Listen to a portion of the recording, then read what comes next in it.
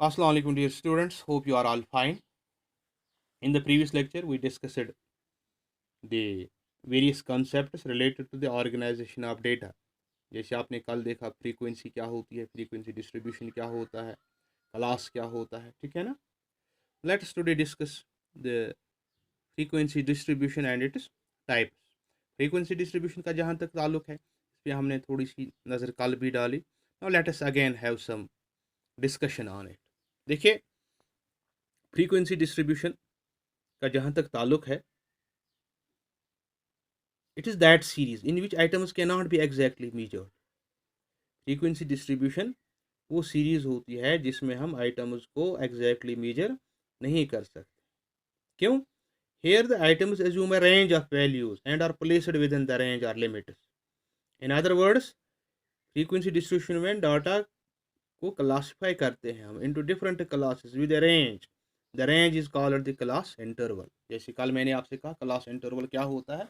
It's the range of a class. For example, यहाँ देख लीजिए आप 10 to 15, 15 to 20 है. ये एक what is the range of this class? It's 5. It is 5. 10 to 15. इस रेंज में कितने आइटम्स होंगे? Each item in the series is written against the particular class interval by way of a tally bar. जब हम इसकी analysis करते हैं तो हम टेली बार्स की सूरत में ये लिखते हैं. मैं आपको अभी एक टेबल दिखाऊंगा. तो टेली बार्स की सूरत में हर टेली बार एक वैल्यू को रिप्रेजेंट करता है, ठीक है ना. और हर टेली बार को फिर एज फ्रीक्वेंसी हम दिखाते हैं against the class interval to which the item belongs. ठीक, आप देख लीजिए ये आपके पास एक फ्रीक्वेंसी डिस्ट्रीब्यूशन है. ये मार्क्स हैं 10 to 15. कितने मार्क्स हैं, कितने स्टूडेंट्स हैं? 1 2 3 4. तो हर एक स्टूडेंट के लिए एक एक टेली बार हम लगाते हैं. तो कितने हैं? 4. यहाँ 15 to 20 कितने हैं? 1 2 3 4 5. तो ये क्रॉस मार्क इसके ऊपर लगाया जाता है. ये टेली बार्स ही क्या बनते हैं? फ्रीक्वेंसी बनती है. ठीक है ना. तो ये चीज़ आपने ध्यान. एक बात. दूसरी बात, चाहे फ्रीक्वेंसी एरे हो, डिस्क्रीट सीरीज हो या फ्रीक्वेंसी डिस्ट्रीब्यूशन हो, एक बात आपको मैं याद दिलाऊं, जो फ्रीक्वेंसी डिस्ट्रीब्यूशन है इसे हम कंटिन्यूस सीरीज कहते हैं. इसका दूसरा नाम क्या है? कंटिन्यूस सीरीज या सीरीज विद क्लास इंटरवल और सीरीज ऑफ ग्रुप और डेटा. ठीक, तो यहाँ हमने इस बारे में कुछ एग्जांपल्स भी की हैं, कैलकुलेशंस भी किए हैं, तो वहाँ अच्छी तरह आप समझते हैं कि कंटिन्यूस सीरीज और डिस्क्रीट सीरीज में फ़र्क क्या होता है. ठीक है ना. तो यहाँ मैं आपको बता दूँ, ये जो frequency distribution show the arrangement of data with frequencies against variable corresponding to different values of x variable. जो फर्क है इसमें, the difference lies in the fact that in case of frequency array या discrete series the x variable must be a discrete variable, and in case of frequency distribution ये x variable क्या है? It's not a discrete variable, rather it's a distribution with different class intervals. मैं आपको example दिखाऊंगा. This is a discrete series या इसे frequency array कहते हैं. क्या कहते हैं थे इसमें कि यहाँ पे जो एक्स वेरिएबल होता है, एक्स वेरिएबल ये क्या है? एक डिस्क्रीट वेरिएबल. ठीक है ना. आगे इसकी फ्रीक्वेंसी. लेकिन जो हमारा फ्रीक्वेंसी डिस्ट्रीब्यूशन है इसमें क्या होता है? एक्स वेरिएबल एक डिस्क्रीट सीरीज नहीं होती है. एक्स वेरिएबल डिस्क्रीट सीरीज नहीं होता है, बल्कि क्या है?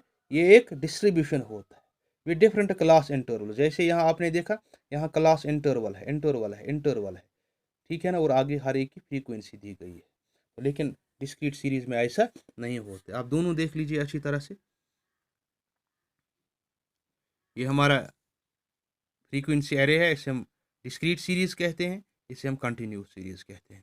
फ्रीक्वेंसी डिस्ट्रीब्यूशन का दूसरा नाम क्या है? Continuous series. ठीक है ना. अच्छी तरह देख लीजिए. Briefly, frequency array refers to discrete series showing frequencies corresponding to some discrete values. ठीक है ना. डिस्क्रीट सीरीज में क्या होता है? It shows discrete, it shows frequencies corresponding to some discrete values, while frequency distribution refers to series showing frequencies corresponding to different class intervals. यहाँ class interval की frequency होती है, यहाँ डिस्क्रीट वेरिएबल की फ्रीक्वेंसी होती है. समझ गए आप? Now let us come to today's main point to discuss. That is frequency distribution and its types. Frequency distribution आप समझ गए, अब इसके टाइप्स क्या है. देखिए फ्रीक्वेंसी डिस्ट्रीब्यूशन में ये टाइप्स आपको मिलेंगे, ये टर्म्स आपको मिलेंगे. पहले हमारा फ्रीक्वेंसी डिस्ट्रीब्यूशन एक्सक्लूसिव हो सकता है, इनक्लूसिव हो सकता है, ओपन एंड हो सकता है, फिर इसमें क्युमुलेटिव फ्रीक्वेंसी होती है और मिड वैल्यू होता है. ठीक है ना. ये कैटेगरीज आप ध्यान से देख लीजिए. देख लिया. Good. Now let us first see what's exclusive series. देखिए exclusive series is that series in which every class interval excludes items corresponding to its upper limit. यानी in this series the upper limit of one class is the lower limit of the next class or next interval. It's called exclusive because frequencies of the upper limit of each class interval is not included in the next class. देखिए हमने एक example यहाँ ली है, ये हमारे पास एक class है, ये इसकी फ्रीक्वेंसी. पहली बात जो आपने समझ ली वो ये है कि जो upper limit of first class होता है ये lower limit of next class होता है. एक बात. दूसरी बात, इसे एक्सक्लूसिव इसलिए कहा जाता है कि ये जो 15 है इसकी जो फ्रीक्वेंसी है ये इस क्लास में इंक्लूडेड नहीं है, बल्कि it contains frequencies only from 10 to 14. फिर इसकी फ्रीक्वेंसी कहाँ जाती है. देखिए 4 अगर है, 4 फ्रीक्वेंसी है तो इसमें 15 का शेयर नहीं है. फिर 15 की कहाँ है, it is in the next class. 15 की frequency is included in this class.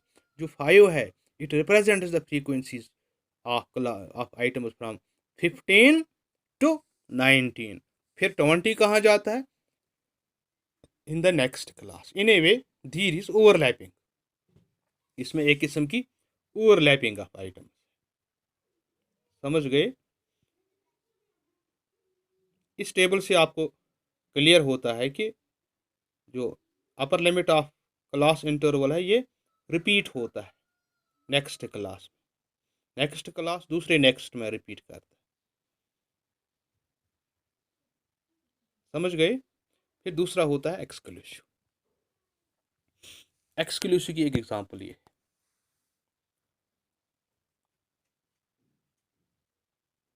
Sorry ये इंक्लूसिव है. इंक्लूसिव की एग्जांपल ये है, ये इंक्लूसिव है, ये एक्सक्लूसिव है और ये इंक्लूसिव. इंक्लूसिव देख लीजिए आप, यहाँ 14 रिपीट नहीं होता, यहाँ 14 रिपीट नहीं होता. So it's inclusive. It is an inclusive series is that series which includes all items up to the upper limit. In such series the upper limit of class interval does not repeat itself as a lower limit of the next class. ऐसा नहीं होता यहाँ. There is a gap between the upper limit of class and interval and the lower limit. अगर आप ध्यान से देखेंगे यहाँ एक गैप है 14 to 15. There is the gap of 1, right? The gap ranges between 0.1 to 1. For example, आप ये क्लास लीजिए 10 to 14 या 15 to 19 देख लीजिए आप, are included in the class interval. है ना. ये दोनों रिप्रेजेंट करते हैं किसको, एक्सक्लूसिव को. Represent inclusive series 10 to 14 and 15 to 19. 10 to 14 and 15 to 19 ये क्या है, ये इंक्लूसिव सीरीज है. इंक्लूसिव सीरीज को रिप्रेजेंट करते हैं.